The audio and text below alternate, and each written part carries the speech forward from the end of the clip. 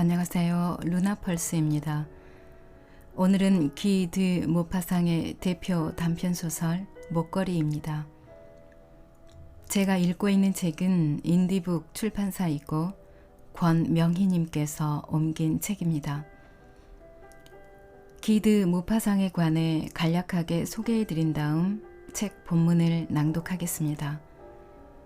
오늘도 책과 함께 편안하고 따스한 시간 되시기 바랍니다. 지은이 기 드 모파상. 프랑스 노르망디의 미로메닐에서 태어났다. 1870년 보블전쟁에 참전했고 얼마 후 파리로 나가 해군부와 문교부의 관리가 되었다. 어머니의 친구인 플로베르에게서 문학 지도를 받았다. 1874년 플로베르의 소개로 에밀 졸라를 알게 되었고 1880년 졸라와 모파상을 포함한 6명의 젊은 작가들이 쓴 소설집 매당의 저녁에 발표한 중편 비계덩어리는 문단의 절찬을 받았다. 이 작품은 특히 인간에 대한 날카로운 관찰력과 뛰어난 짜임새 등으로 사람들의 주목을 끌었다.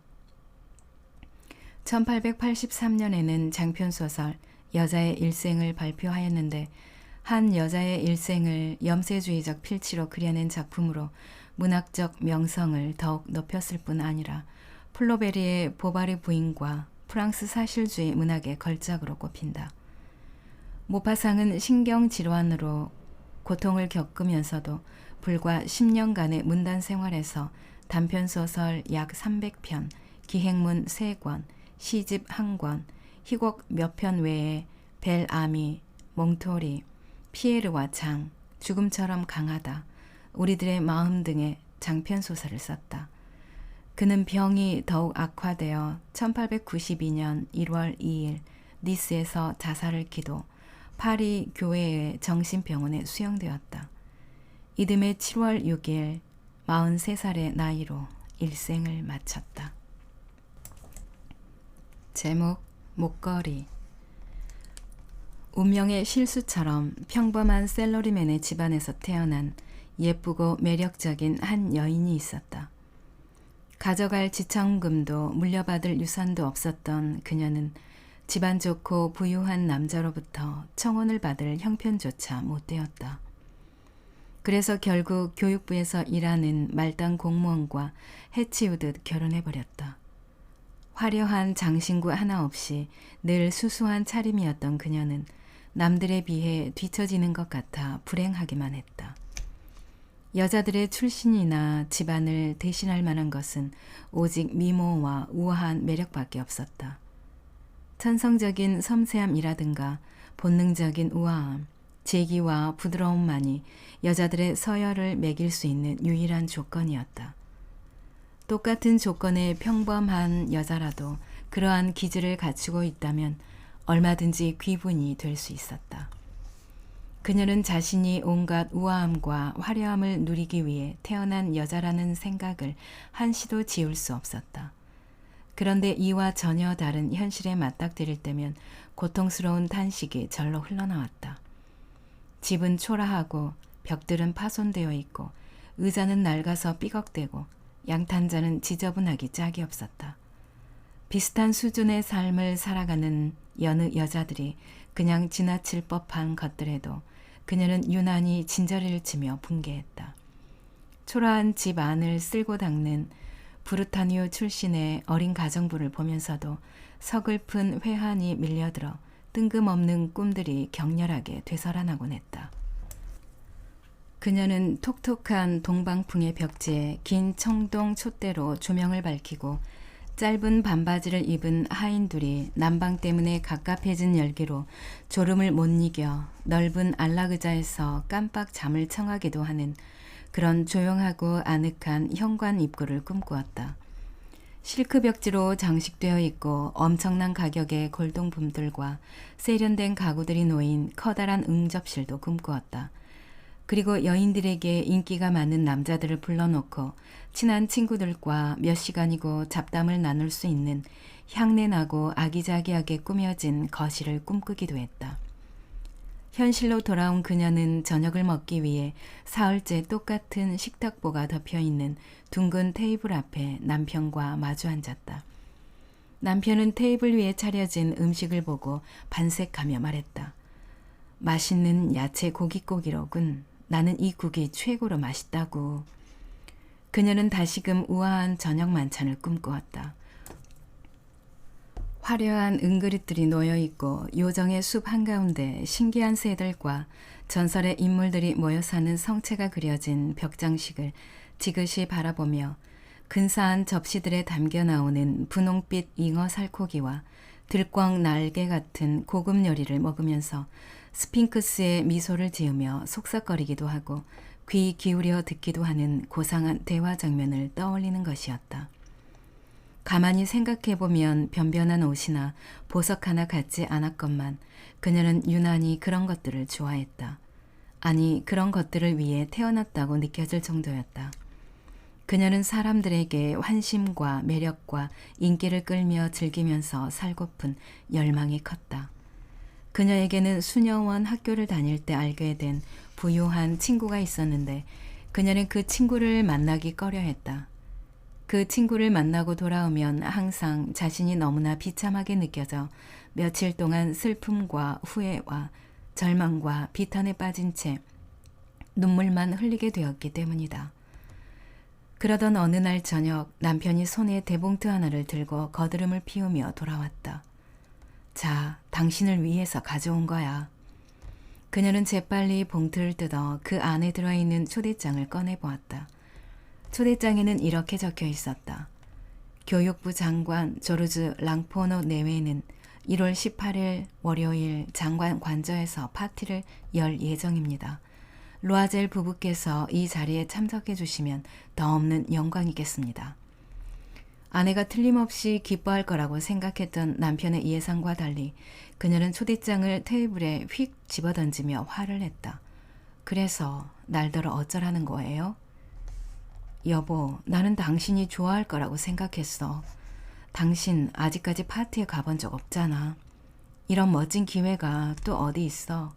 그 초대장을 얻으려고 엄청 애를 먹었다고. 모두들 가고 싶어 해서 정말이지 귀하게 얻은 거라고. 직원들한테는 몇 장 돌아가지도 않았지. 거기 가면 높으신 분들도 모두 보게 될 거라고. 그녀는 잔뜩 화가 난 눈으로 남편을 노려보다 참지 못하고 쏘아붙였다. 글쎄, 뭘 걸치고 거길 가냐고요. 미처 거기까지 생각 못한 남편이 우물쭈물 말했다. 당신 연극 보러 갈 때 입는 옷 있잖아. 내가 보기엔 그 옷이 잘 어울리던데. 이때 갑자기 눈물을 흘리는 아내의 모습에 당황한 남편은 말문이 막혔다. 두 줄기 굵은 눈물방울이 그녀의 눈가에서 입가로 천천히 흘러내렸다. 그는 어쩔 줄 몰라서 더듬거리며 물었다. 당신 왜 그래? 무슨 일이야? 그녀는 슬픔을 애써 누르고 뺨에 흐르는 눈물을 닦아내며 대꾸했다. 아무 일도 아니에요. 그냥 마땅히 입고 갈 옷이 없으니 파티에 못 가겠구나 싶어서 그랬어요. 그 초대장은 옷 많은 부인과 가시라고 다른 동료분에게 주세요. 그 말을 듣고 미안해진 남편이 말했다. 이봐요, 마틸드. 파티에서 입을 적당한 옷 한 벌 맞추는데 얼마나 들지? 다른 때도 입을 수 있는 아주 심플한 옷 말이야. 그녀는 잠시 생각을 더듬었다. 가격을 따져보며 얼마라고 해야 남편이 이런 지하에 거절하지 않을지 고심했다. 검소한 말당 직원인 남편이 기겁해 탄성을 내지를 수도 있는 일이었다. 이윽고 그녀가 주저하며 말했다. 정확히는 모르겠지만 400프랑 정도면 될 것 같긴 해요. 남편의 얼굴이 약간 창백해졌다. 올 여름 일요일마다 낭테르 들판으로 몇몇 친구들과 종달새 사냥을 가기로 약속했는데 그때 쓸 엽청과 사냥 부품들을 사려고 모아둔 돈이 딱 그 액수였다. 하지만 그는 수락하기로 했다. 그럼 그렇게 해. 400프랑을 줄 테니까 멋진 드레스 한 벌을 장만하도록 해요. 드디어 파티 날이 다가왔다. 파티에 입고 갈 멋진 드레스를 장만했었는데도 로아젤 부인은 우울하고 초조하고 불안해 보였다. 저녁에 집으로 돌아온 남편이 물었다. 무슨 일 있어? 한 3일 전부터 당신 안색이 안 좋은데. 그녀가 대답했다. 보석도 폐물도 아무것도 없으니 난감해서 그래요. 몸엔 아무것도 두르지 않고 가면 초라해 보일 거예요. 그럴 바엔 차라리 파티에 가지 않는 게 낫겠어요. 남편이 다시 말했다. 꽃을 달고 가면 자연스럽지 않을까? 이런 계절엔 꽃이 아주 근사해 보인다고. 10프랑이면 화사한 장미꽃 두세 송이는 살 수 있을 텐데. 하지만 그녀는 전혀 설득될 기미가 안 보였다. 싫어요. 잘 차려입은 여자들 틈바구니에서 빈티를 내는 것처럼 창피스러운 일은 없어요. 이때 남편이 큰 소리로 말했다. 당신도 참 바보 같긴. 포레스트의 부인이 있잖아. 친구니까 찾아가서 보석 좀 잠깐 빌려달라고 해봐요. 그 부인하고는 꽤 친한 사이니까 그 정도 부탁은 해도 되잖아. 그녀는 환호성이 절로 나왔다. 그렇네요. 왜 그 생각을 못했을까? 다음 날 그녀는 친구의 집에 찾아가 고민을 털어놓았다. 포레스트의 부인은 거울 달린 옷장에서 커다란 괴짝을 꺼내오더니 로아젤 부인 앞에 펼쳐놓으며 말했다. 자, 직접 골라봐. 그녀는 먼저 반지들을 둘러본 다음 진주 목걸이와 베네치아산 십자가를 살펴보았다. 이어 감탄이 절로 흘러나올 만큼 잘 만들어진 금과 보석들을 눈여겨보았다.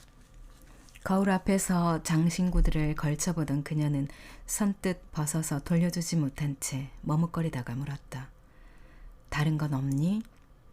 물론 더 있지. 어느 게 마음에 드는지 직접 네가 골라보렴.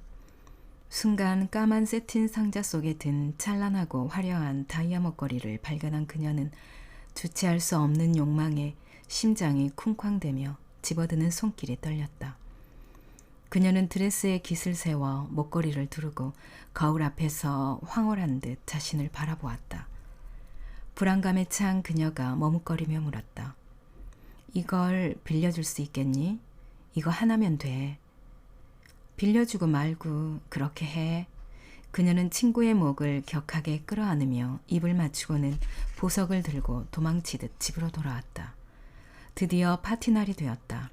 로아젤 부인은 그 어떤 여인보다도 아름답고 우아하고 상냥했으며 기쁨에 겨워 입가에서는 미소가 가시질 않았다.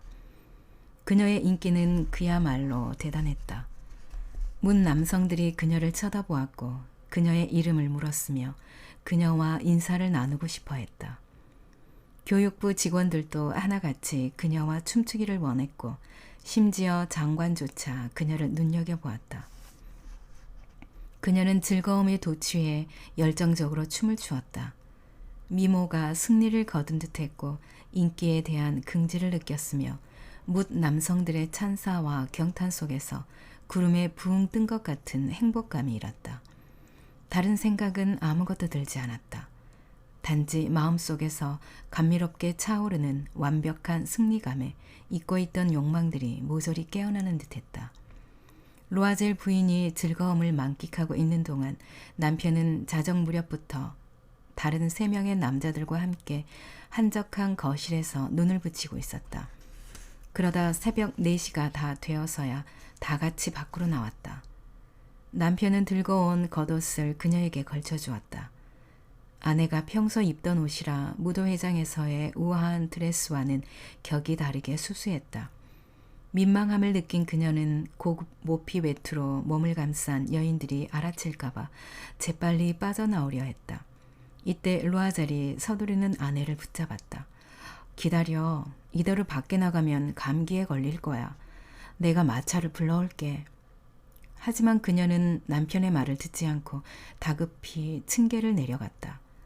거리로 나온 2 사람은 마차를 잡으려 멀리 지나가는 마부들을 향해 소리쳤지만 번번이 놓치고 말았다. 그들은 하는 수 없이 추위에 떨며 센 강 쪽으로 걸어 내려갔다. 이윽고 강둑에 이르렀을 때 낮에는 파리 시내에서 구질구질한 외관을 드러내기 창피한 듯 밤에만 다니는 낡은 야간 마차 한 대를 발견했다. 마차가 마르티르 거리의 현관 앞에서 내려주어 2 사람은 맥없이 쓸쓸하게 집으로 올라갔다. 그녀는 비로소 화려한 파티가 끝났다는 사실이 실감났다. 한편 남편은 내일은 10시까지 출근해야겠다고 생각하고 있었다. 집으로 돌아온 그녀는 거울 앞에서 방금 전 누렸던 영광을 다시 한번 느껴보기 위해 어깨에 걸치고 있던 겉옷을 벗었다. 그 순간 불현듯 그녀가 비명을 내질렀다. 목에 걸고 있던 목걸이가 감쪽같이 사라진 것이었다. 옷을 반쯤 벗고 있던 남편이 물었다. 무슨 일이야? 그녀는 넋이 나간 얼굴로 남편을 돌아보았다. 내가 목에 걸고 있던 포레스트의 부인의 목걸이가 보이질 않아요. 남편도 정신 나간 사람처럼 벌떡 일어섰다. 뭐라고? 어쩌다. 그럴 리 없잖아. 그들은 드레스와 외투와 옷 주머니까지 샅샅이 뒤져보았지만 목걸이는 어디에도 없었다. 남편이 물었다. 무도회장에서 나올 때까진 하고 있었던 게 확실해? 그래요. 관저 현관에서 분명히 목걸이를 만졌다고요. 길에서 잃어버렸다면 목걸이가 떨어지는 소리를 들었을 텐데 그럼 마차 안에서 잃어버린 게 틀림없어. 그런 것 같네요. 당신 마차 번호를 봐뒀나요? 아니, 당신은? 나도 보지 못했어요. 두 사람은 경악한 표정으로 서로를 바라보았다. 그것도 잠시. 마침내 루아젤이 다시 옷을 입으며 말했다. 걸어왔던 길을 다시 차근차근 둘러봐야겠어. 혹시 목걸이를 찾을지도 모르잖아. 남편이 서둘러 집을 나섰다. 루아젤 부인은 파티에서 입었던 드레스도 벗지 않은 채 불도 피우지 않은 방 의자에 털썩 주저앉아 있었다.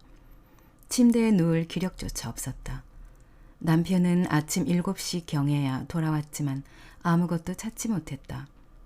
그는 현상금을 걸기 위해 경찰서와 신문사를 찾았고 마차를 임대하는 회사에도 가보았다. 조금이라도 희망의 여지가 보이는 곳이라면 어디든 찾아갔다. 이 끔찍한 재앙 앞에서 혼미백산한 루아젤 부인이 할 수 있는 것은 온종일 남편을 기다리는 일뿐이었다. 루아젤은 창백하고 쾌행한 얼굴로 저녁이 되어서야 돌아왔다. 빈손인 채로 그가 말했다. 당신 친구한테 편지를 쓰는 게 낫겠어. 목걸이 고리가 부러져 수선을 해야 한다고 말이야. 그 사이 해결해 볼 시간을 벌 수 있잖아. 그녀는 남편이 불러주는 대로 받았었다. 그렇게 일주일이 지나자 부부는 모든 희망을 잃었다. 그 사이 5년은 늙어버린 것 같은 루아젤이 결심한 듯 말했다. 똑같은 목걸이를 사서 주는 방법을 생각해 봐야겠어. 이튿날 그들은 목걸이가 들어있던 상자에서 보석상 상호를 알아내어 그리로 찾아갔다. 보석상 주인은 장부책을 살펴보더니 이렇게 말했다. 그 목걸이를 판 곳은 저희 가게가 아닙니다. 부인, 저희는 상자만 드린 것 같군요. 그들은 별수 없이 기억을 더듬으며 그 목걸이와 똑같은 것을 찾느라 이 보석상 저 보석상을 헤매고 다녔다. 둘 다 서글프고 불안한 나머지 아픈 기색마저 엿보였다.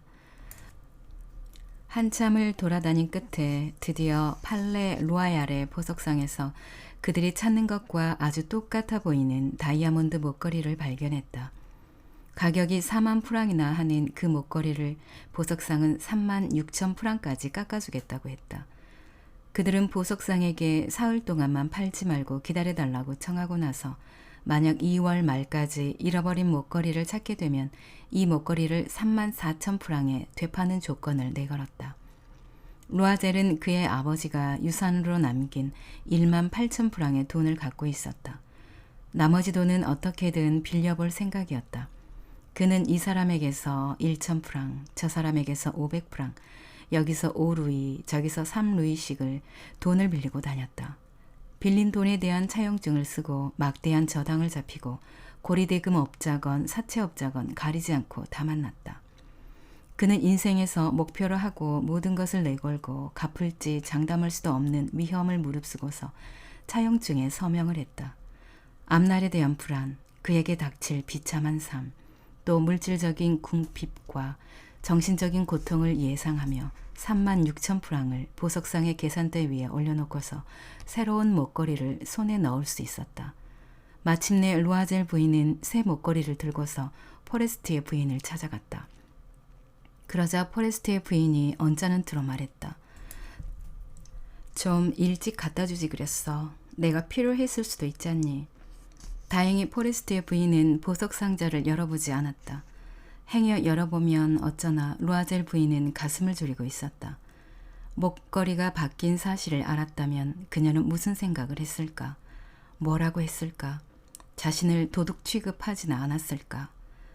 루아젤 부인은 궁핍한 삶이 얼마나 끔찍한지 뼛속 깊이 느끼게 되었다. 그래서 이 엄청난 빚을 반드시 갚고 말겠다고 한순간 비장하게 결심했다. 그녀는 하녀도 내보내고 거처도 옮겨 지붕 및 다락방으로 새를 얻어 들어갔다. 집안일은 고되고 부엌일은 해도 해도 끝이 없다는 것을 그녀는 새삼 깨달았다.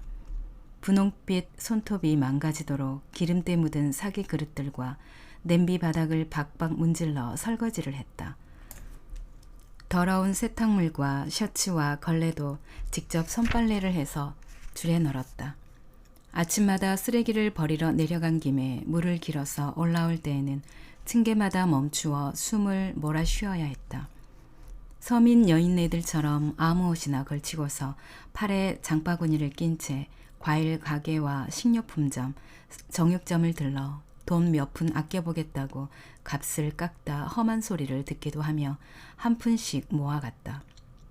매달 차용증에 적힌 빚을 갚아갔지만 새로 차용증을 써서 시간을 벌여야 할 때도 있었다. 남편도 쉼없이 일했다. 저녁에는 상인들의 회계장부를 정리해주고 밤에도 틈만 나면 장당 얼마 안 되는 돈을 받고 서류를 베껴 써주는 일을 했다. 그렇게 10년의 세월을 보낸 후에야 그들은 비로소 모든 빚을 청산했다. 고리대금 이자와 밀린 이자들까지도 싹 갚았다. 루아젤 부인은 어느새 폭삭 늙어 있었다. 쪼들리는 집안 살림 탓에 빗질도 잘 안 한 머리에 삐뚤음하니 돌아간 치마를 입은 강인하고 굳세고 억척스러운 여인이 되어버린 것이었다. 그녀의 손은 빨갛고 거칠었다. 그녀는 귀청이 따갑도록 크게 말했고 물을 휙휙 뿌려가며 마룻바닥을 닦았다. 하지만 이따금 남편이 출근하고 나면 창가에 앉아 그 옛날 무도회가 있었던 저녁 파티를 떠올리곤 했다. 그날 그녀는 얼마나 아름답고 무사람들의 찬사를 받았던가. 그 목걸이를 잃어버리지만 않았다면 어땠을까? 정말 모를 일 아닌가? 인생이 기묘하게 한순간 바뀌어 버릴 줄 누가 알았겠는가? 사소한 것 하나 때문에 신세를 망치기도 하고 구제를 받는 기분이 들기도 하다니. 어느 일요일 그녀는 일주일 동안의 고된 살림살이에서 벗어나 샹젤리제도 돌아볼 겸 외출을 했다. 그런데 불현듯 한 여인이 그녀의 눈에 들어왔다. 아이를 데리고 산보를 하는 그 여인은 다름 아닌 포레스트의 부인이었다. 포레스트의 부인은 여전히 젊고 아리답고 매력적이었다. 루아젤 부인은 울컥해지는 것을 느꼈다. 친구에게 말을 해야 할까? 물론 그래야 해. 이제 빚도 다 갚았는데 사실대로 이야기하지 못할 이유가 어디 있겠는가. 그녀는 포레스트의 부인에게 다가갔다. 잘 지냈어, 잤네? 하지만 상대방은 그녀를 전혀 알아보지 못했다. 심지어 저런 차림새의 여인이 자신의 이름을 친근하게 부르는 것에 놀라는 눈치였다. 저기 부인 누구신지요? 저를 다른 사람으로 착각하신 모양이로군요. 아니, 나 마틸드 루아젤이야. 친구가 크게 탄성을 내질렀다.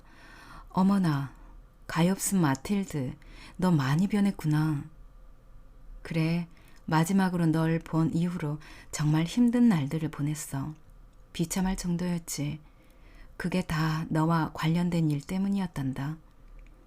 나하고 관련된 일이었다니? 무슨 말이야? 다이아몬드 목걸이 기억하고 있지? 장관의 파티에 갈 때 너한테 빌렸던 것 말이야. 물론이지. 그게 왜? 그걸 잃어버렸었거든. 뭐라고? 분명히 네가 다시 가져왔잖니. 그 목걸이와 아주 비슷한 다른 목걸이를 돌려줬던 거야. 그 돈을 갚는데 10년이나 걸렸단다. 너도 알겠지만 아무것도 없는 우리한테 그건 무척 힘겨운 일이었어. 하지만 이젠 다 끝났어. 정말로 홀가분해. 포레스트의 부인이 걸음을 멈추고서 말했다. 내 목걸이를 잃어버려 대신 다른 다이아몬드 목걸이를 사서 돌려줬다는 이야기니? 그래, 눈치 못 챘구나. 두 개의 목걸이가 아주 똑같았지. 그녀는 순진하고도 우쭐한 기쁨의 미소를 지었다. 포레스트의 부인은 감정이 격해진 나머지 그녀의 손을 와락 잡으며 말했다. 오, 가엾은 마틸드. 내 목걸이는 가짜였어. 고작 500프랑밖에 안 되는 거였단다.